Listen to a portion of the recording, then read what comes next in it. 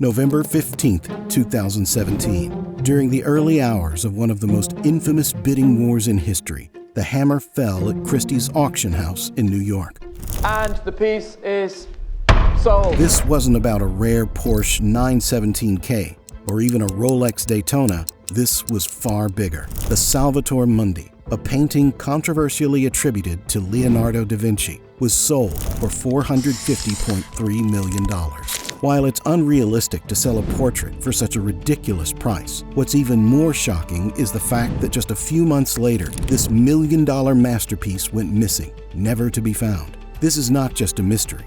It may well be the greatest heist in the history of art, one that's a result of deception and inaccurate journalism. But how did it rise from a $1,175 sale in 2005 to the world's priciest artwork in just over a decade?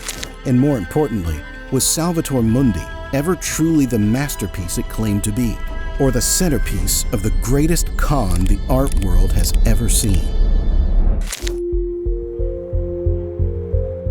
Since the advent of art and artistry, Leonardo has left a legacy, and his works have been celebrated for centuries as the peak of human creativity. Even though he is known for some of the most infamous artworks, this is where everything gets interesting. Leonardo is believed to have created around 20 to 30 artworks, some of which are either lost to history or gathering dust in private collections, misattributed or unrecognized. However, the Salvator Mundi story does not begin in the grand studios of the Renaissance, but in the shadows of a forgotten auction house in the United States. Back in 2005, two art dealers, Alex Parrish and Robert Simon, decided to dive into the unknown part of art speculation. Their hunt for forgotten treasures brought them to the New Orleans Auction Gallery in 2005, where they stumbled upon a dusty Salvator Mundi.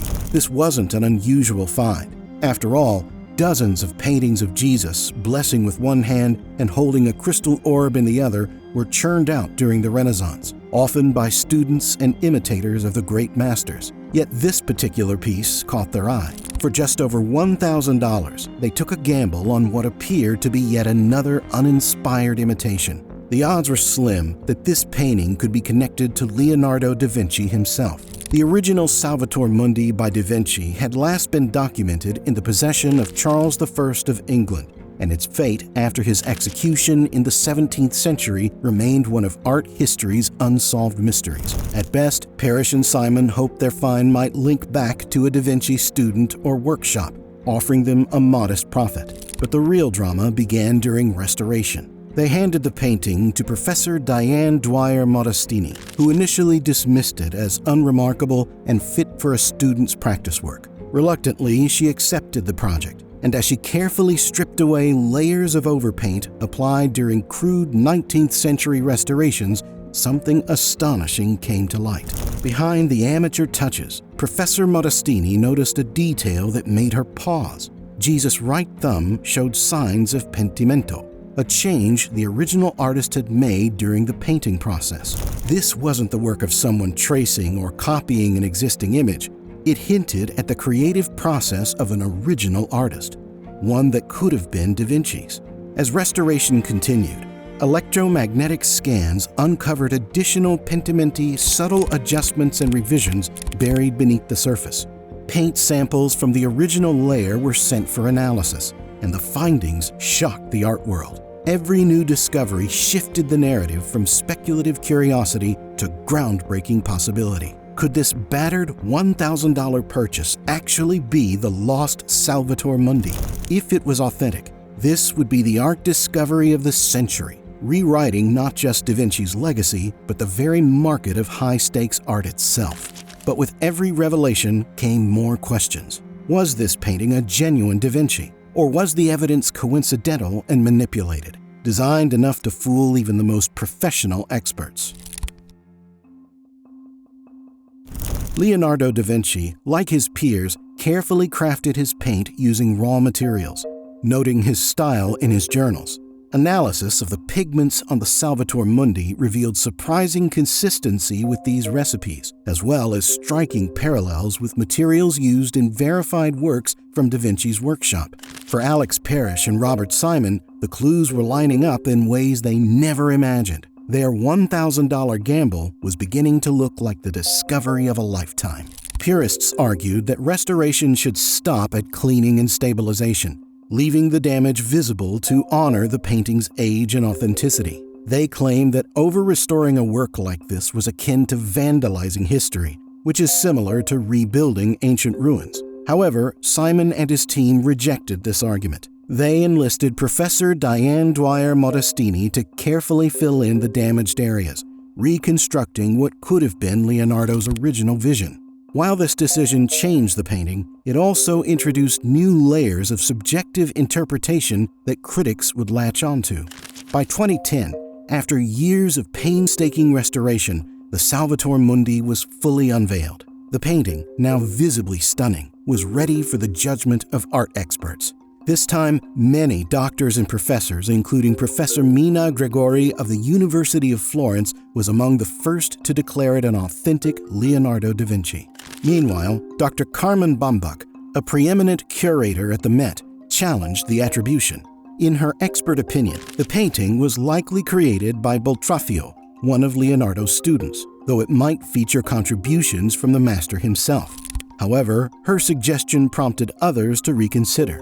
While most experts believe the painting came from a Da Vinci's workshop, they debated whether the master painted the majority of it or merely added finishing touches to a student's work. Another major Da Vinci expert, Matthew Landris, a Leonardo scholar from Oxford, openly doubted the Salvator Mundi.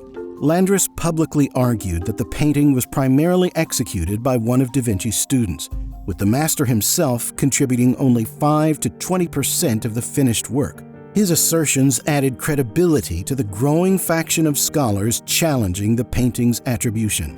One of the most glaring issues, they argued, lay in the choice of wood for the panel. A knot in the lower center would cause uneven warping, a poor choice for an artwork intended for a high-profile client. Leonardo's reputation for obsessive attention to detail made it improbable that he would work on such a flawed surface. Moreover, the portrait's composition raised red flags. Unlike Da Vinci's signature dynamic poses, the Salvator Mundi portrayed Jesus head-on, stiff and flat, more like a passport photo than a Renaissance masterpiece. The debate reached its peak when Simon and his team brought the painting to London for review ahead of its inclusion in the National Gallery's major Da Vinci exhibit. A council of 5 top experts convened: Pietro Marani, Maria Teresa Fiorio, Dr. Carmen Bambach, David Allen Brown, and Martin Kemp. While their verdict was divided, 2 believed it was an authentic Leonardo, and 1 firmly rejected the idea. The remaining 2 withheld judgment, agreeing only that the painting likely originated in Da Vinci's workshop with varying degrees of his involvement. Despite this lack of consensus, the National Gallery included the Salvator Mundi in their exhibit, an honor that brought it unprecedented exposure. But Alex Parrish and Robert Simon weren't content with the ambiguous accolades. Instead of letting the museum's careful language define the painting's legacy, Simon released his own press statement, boldly proclaiming it was by the hand of Leonardo da Vinci. With that declaration, critics accused Simon of manipulating the narrative to inflate the painting's value. Some saw the move as a clever marketing ploy. Others condemned it as dishonest. Whatever the case, one fact was undeniable. This controversial gamble prepared the world for the Salvator Mundi's rise and its transformation into the most expensive and contentious artworks in history. Carmen Bambach, a respected voice in the field of Leonardo da Vinci studies, was included among the expert endorsements for the Salvator Mundi, despite her having consistently rejected the painting as an original Da Vinci during her own detailed examinations. This deliberate misrepresentation was part of a broader campaign to bolster the painting's questionable authenticity. Rather than correcting Simon's misleading press release, the National Gallery created an illusion of rigorous deliberation. The exhibition guide told a different story, listing the painting as a genuine Leonardo da Vinci, omitting any mention of the raging academic controversy. For casual museum goers and the mainstream press, the National Gallery's agreement carried enormous weight. The mere act of inclusion at a prestigious institution was received as a declaration of authenticity. In their haste to tell a sensational story, media outlets amplified Simon's narrative, parroting claims of a thrilling discovery of an ancient art from Leonardo da Vinci himself. Yet, the decision to feature a privately owned painting was, at best, ethically questionable and, at worst, a clear act of complicity in inflating its market value. For a museum as esteemed as the National Gallery to publicly endorse a work without an unequivocal consensus raised alarm bells among more discerning critics. Having successfully leveraged the museum's credibility in media hype, Simon prepared to auction the Salvator Mundi. With the world primed to accept the narrative of a bona fide Da Vinci masterpiece, Simon knew what he needed: an ultra-wealthy buyer. A billionaire who would embrace the beautiful headlines and ignore the underlying controversies. He needed such a buyer to prepare the world for the next chapter in one of the art world's grandest, most contentious transactions in the history of art.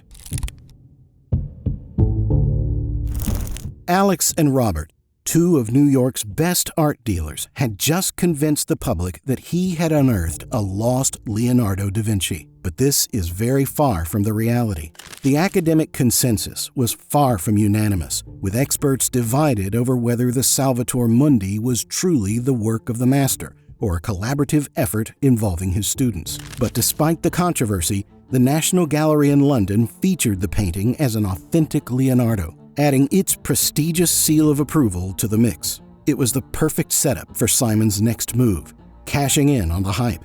People flocked to Christie's with the promise of witnessing a genuine Leonardo, and Christie's left no room for doubt. It made sure everyone believed they were looking at exactly that. The 160-page catalog for the Salvator Mundi was a masterpiece of persuasion. Any hint that studio assistants might have had a hand in it was conveniently erased. After all, even the faintest whisper of a collaboration would have sent the price tumbling, stripping away zeros from the potential value. This time, Christie was selling a dream. Simon aimed high, asking for $100 million from U.S. museums. But even with the inflated reputation, buyers were hesitant. Most institutions balked at the price, unwilling to gamble on what might be an overpriced, heavily restored student project. The Dallas Museum of Art showed some interest, with curator Maxwell Anderson admitting it was a gamble. Still, the museum's fundraising efforts fell flat. Dallas philanthropists couldn't justify throwing millions at a piece that isn't certainly Da Vinci's, with one dismissing the painting altogether as a fruity-looking Jesus. With no museum biting, Simon turned to the private market, setting his sights on someone with wealth to spare and minimal interest in academic quibbles. Dmitry Rybolovlev, a Russian oligarch infamous for his controversial past, from causing environmental catastrophes to alleged ties to murder and money laundering. Rybolovlev wasn't known for his ethics. Conveniently, his art collection was rumored to serve as a vehicle for tax evasion and offshore wealth storage. Rybolovlev's interest in the Salvator Mundi brought in Yves Bouvier, a Swiss art dealer already tasked with handling the oligarch's acquisitions. Bouvier wasn't sold on the painting's supposed pedigree and warned his client, suggesting it should be purchased as decorative art, not a masterpiece. But Rybolovlev dismissed the caution, ordering Bouvier to negotiate the purchase. This is where the real scam began. Bouvier managed to haggle Simon's asking price down to $80 million. Yet he presented the final piece to Rybolovlev as $127 million, fabricating negotiation records to cover up his tracks. Unaware of the deceit, Rybolovlev paid up, with Bouvier pocketing about $47 million markup. The scheme unraveled when journalist Scott Rayburn exposed the scam by reporting that the painting sold for $75 to $80 million. Rybolovlev, realizing he had been duped, didn't react immediately. Instead, he laid a trap, inviting Bouvier to Monaco under the pretense of closing another deal. Rybolovlev orchestrated his partner's arrest on charges of fraud and money laundering. This legal showdown, known as the Bouvier Affair, revealed a web of art world corruption, from stolen Picassos to allegations of peddling forgeries. Whether Bouvier is the greatest art fraudster in history or merely a convenient scapegoat is a matter of perspective. But Rybolovlev had no plans to keep his tarnished trophy. 4 years later, he consigned the Salvator Mundi to Christie's, determined to offload what had become a symbol of his embarrassment. By this time, the painting's scholarly credibility was still hotly debated. Yet Christie's saw dollar signs, not doubts. They rebranded the work as The Last Da Vinci and poured millions into an aggressive marketing campaign. World tours, pop-up exhibits, and blockbuster-style advertising drummed up public fascination. Media outlets played along, eagerly hyping the 500-year-old masterpiece by Leonardo da Vinci, thought to be lost forever. The truth was shaky, but when a story sounds this good, who bothers with uncertainty? Meanwhile, the Salvator Mundi was no longer just a painting. It was a controversy monetized to perfection. In addition to the jaw-dropping $400 million gavel price, a $50 million auctioneer's fee was tacked on, making the Salvator Mundi the most expensive painting ever sold. But let's cut through the hype. There is no definitive proof that Leonardo ever laid a finger on this painting. No records from his lifetime mention the Salvator Mundi. The so-called experts who authenticated it relied on little more than their eyes, making subjective calls on a piece obscured by thick layers of modern paint. If that consensus was so rock-solid, why did top-tier institutions like the J. Paul Getty Museum, the Museum of Fine Arts in Boston, Berlin's Gemälde Galerie, and even the Hermitage in St. Petersburg snubbed the painting before it landed in the hands of Russian oligarch Dmitry Rybolovlev in 2013? However, this leaves us with a bigger question. Who was the anonymous buyer willing to pay such an astronomical amount? And what was their true motive behind the ridiculous purchase? Was it a billionaire collecting trophies, a nation-state seeking cultural prestige, or a faceless figure laundering wealth under the guise of high art? After the Salvator Mundi became entangled in one of the greatest alleged art scams in history, it went under the gavel to create another jaw-dropping moment. Weeks later, a revelation came to light. The mysterious buyer was Prince Badr bin Abdullah bin Mohammed bin Farhan Al Saud, a relatively obscure Saudi royal. It was revealed that he wasn't the actual purchaser, but merely a proxy for the Saudi Crown Prince Mohammed bin Salman, the de facto ruler of the kingdom. Known globally by his initials MBS, the Crown Prince's purchase left him in a position of controversy. Why would MBS, a ruler of such an ultra-conservative Islamic kingdom, spend a record-breaking fortune on a Christian painting?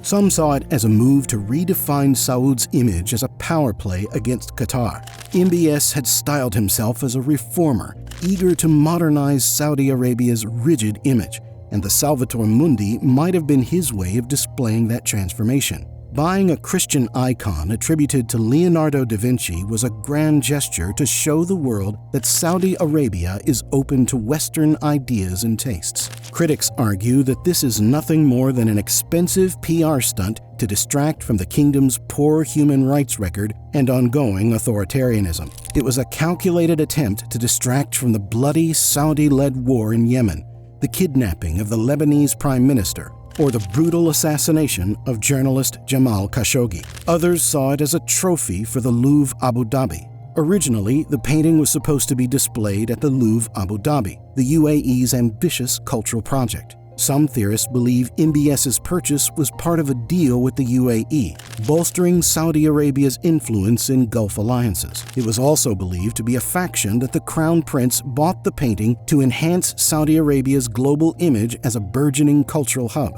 tying it to his ambitious Vision 2030 tourism and modernization campaign. However, the most widely accepted theory suggested that it was an investment in immortality. Art has long been used as a way to secure a place in history, and MBS's acquisition of the Salvator Mundi might be his play for eternal relevance. Just as Renaissance patrons immortalized themselves by commissioning works from great artists, owning The Last Da Vinci could be MBS's bid for a legacy beyond oil and politics. Indeed, press statements confirmed that the Salvator Mundi would be displayed in the Louvre Abu Dhabi. However, as years passed, the painting mysteriously vanished. Despite promises to exhibit the record-breaking artwork, it never materialized. The painting's disappearance began to cast doubt on its authenticity. Why would anyone hide the last masterpiece by Leonardo da Vinci that was purchased for $500 million? To this day, the Salvator Mundi has not been publicly displayed.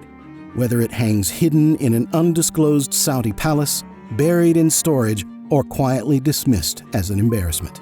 As the media began to sober up from the marketing hype orchestrated by Christie's, everyone became skeptical about the authenticity of the last Da Vinci. At this point, the Crown Prince Mohammed bin Salman owning the most expensive painting in history was no longer enough. He needed a definitive endorsement to silence skeptics. To solidify the painting's legitimacy, he needed the ultimate validation, having it displayed directly beside its supposed counterpart, the Mona Lisa, in the Louvre's 2019 Da Vinci exhibit. However, this idea created yet another chapter of controversy. Two senior French government officials, speaking under anonymity, revealed how MBS personally pressured the French President Emmanuel Macron to compel the Louvre into authenticating the painting. In exchange, MBS reportedly dangled diplomatic and economic incentives before Macron. Macron, who was unwilling to comply, allowed the Louvre to make an independent decision. However, his foreign minister, Jean-Yves Le Drian, reportedly ignored this directive, pressuring the museum on behalf of the Saudis. At this moment, the Salvator Mundi became a pawn in an international diplomacy, with France's relationship with Saudi Arabia hanging in the balance. Despite the mounting pressure, the Louvre ultimately declined to include the painting in its exhibit, stating that its authentication was inconclusive. However, the story took a peculiar twist. During the exhibit, a book co-authored by a Louvre creator and two researchers from the prestigious French Art Research Center mysteriously appeared in the museum's gift shop. The book, intended to remain unpublished, described by the scholarly debates surrounding the painting and curiously concluded that the Salvator Mundi was, in fact, a genuine Leonardo. This leaked book caught the entire world unaware, shocking both critics and professors who have doubted its authenticity. Reports suggest that the museum may have been ready to legitimize the painting as an authentic Leonardo da Vinci if a deal had been struck with Saudi Crown Prince Mohammed bin Salman. Yet, the museum's apparent caution points to a deeper fear: the risk of being entangled in an art world scandal of unprecedented proportions. By refraining from publicly endorsing the painting, the Louvre avoided staking its reputation on a piece riddled with doubts about its authenticity. Was it the fear of legitimizing a potential forgery that outweighs the desire to align with one of the wealthiest and most influential leaders of the modern era? Or was the museum simply unwilling to gamble its legacy on what many believe is the centerpiece of the art market's most elaborate icon? Despite all that had happened, since its record-breaking Christie's auction, the Salvator Mundi has not been seen by the public. Its current whereabouts remain a mystery, with some reports suggesting it is hidden away in a Swiss storage facility, while others speculate it adorns the walls of MBS's expensive yacht. What do you think might have happened to the artwork?